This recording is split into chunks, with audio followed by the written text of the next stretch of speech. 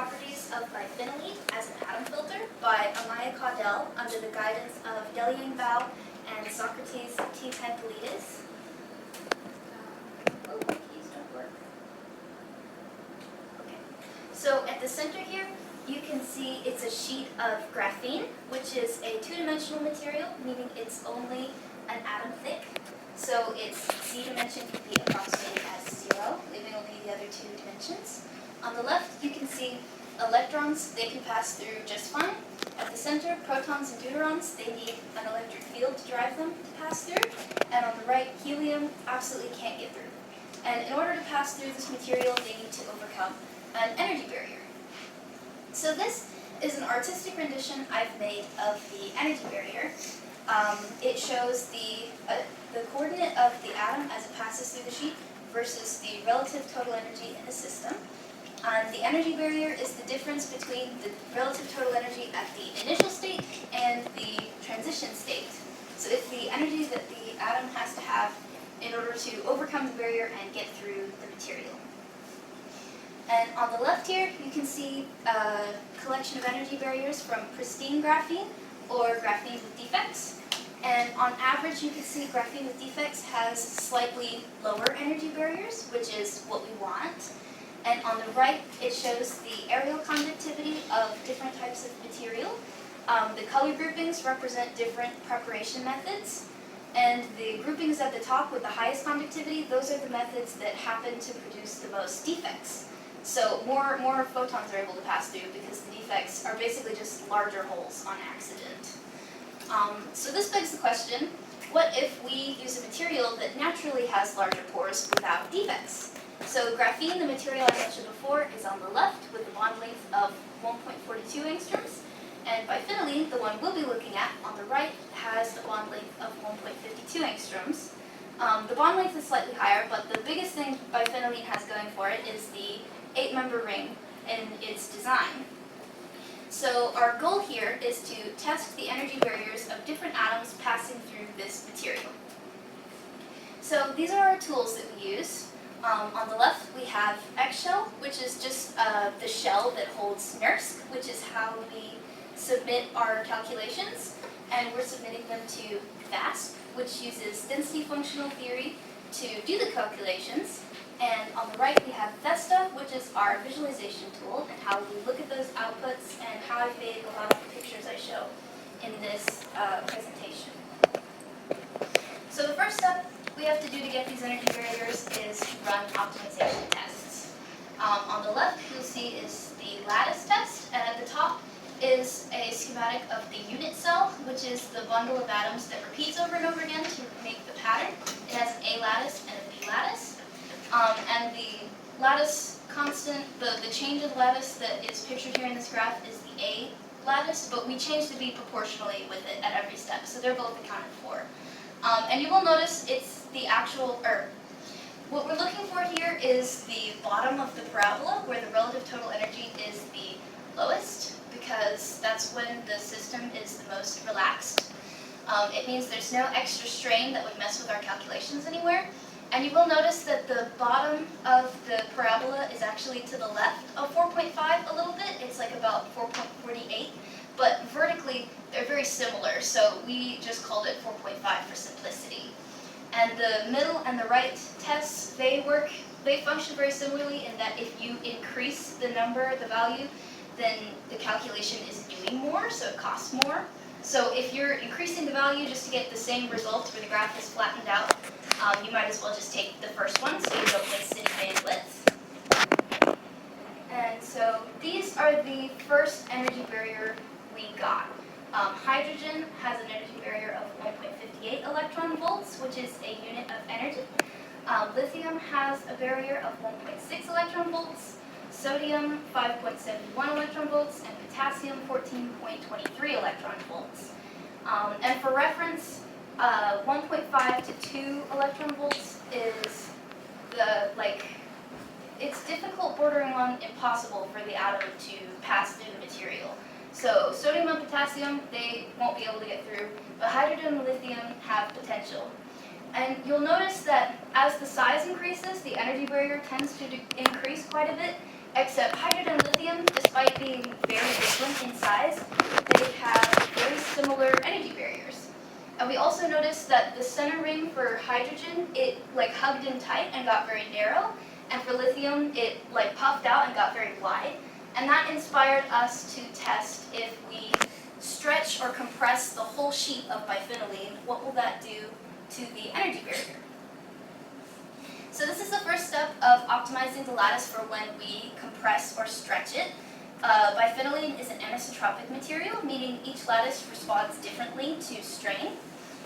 So we chose a strain of 10% for the A lattice, and in both cases we found that 3% strain in the B lattice would make the most sense for changing A the way we did.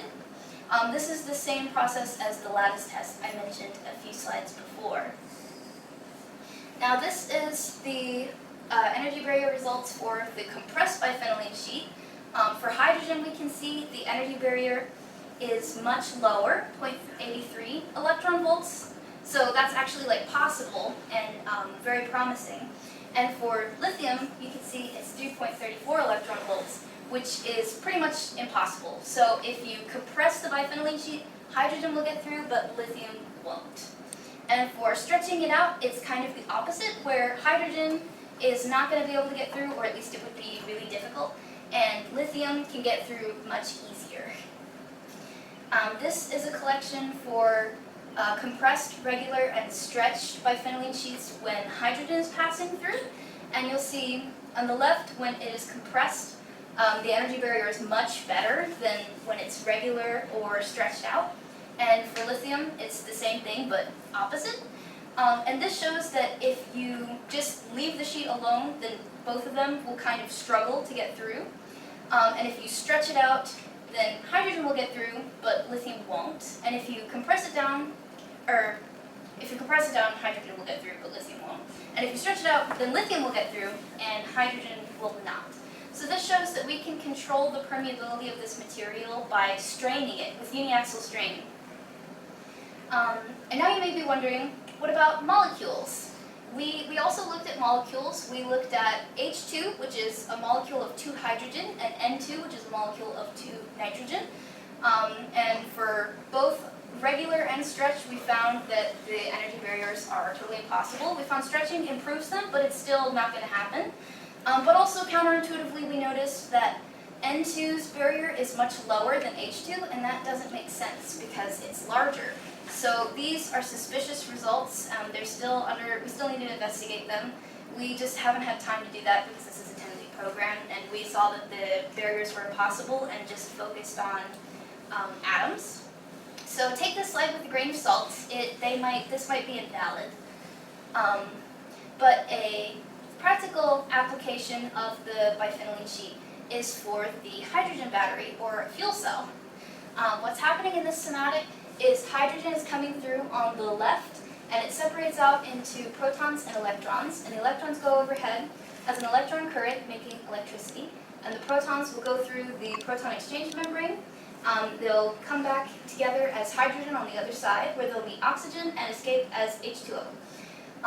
And what biphenyline can do is replace that green region, the proton exchange membrane. I drew a black line over it that would represent the biphenyline sheet. And with that, it's only an atom thick, so you could make a battery like this that's really tiny, and you could make electronics that are as small as the atomic scale.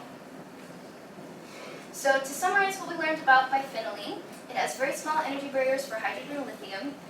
Uniaxial strain can control the permeability, and it's impermeable to any species of gas molecules. For my acknowledgements, I would like to thank Deliang Bao. He was very kind to me and considerate of my disabilities, and he was very mindful of my sound sensitivity, and when we met in person, he always made sure not to hurt my ears. And I also felt like working with him was a collaboration and that my voice and ideas had value. I'd also like to thank Sok Pantelides, or his preferred name Sok.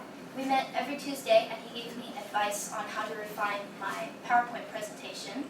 And I'd like to thank the Vanderbilt Physics REU for the opportunity to experience research, and I would also like to thank you guys, the audience, for your attention.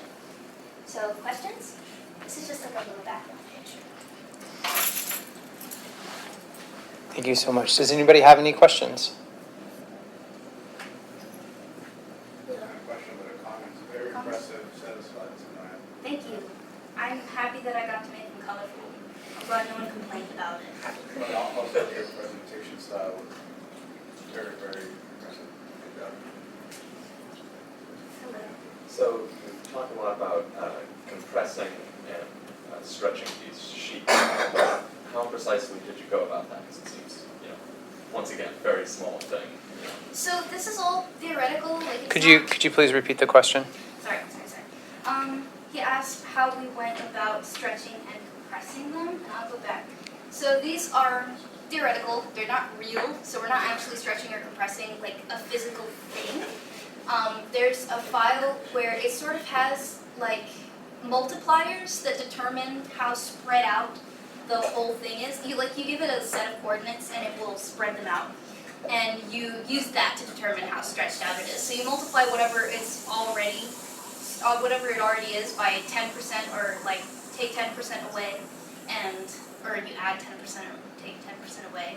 And that's how you do it. You kind of like just tell the computer how to organize the atoms. Is anybody? Yes, please. Oh yeah, if you were gonna like do anything experimental, how would you stretch or compress that? That's a good question. I've honestly Could you thought repeat about the it. question? Audrey was asking if we did do this physically, how would we go about it? And I don't know. I feel like at first I thought you could like pinch it, but I'm thinking of a piece of paper, and this is like teeny weeny like atoms, so that would probably break it. So I don't know, but we're theorists, so that's for experimentalists to figure out.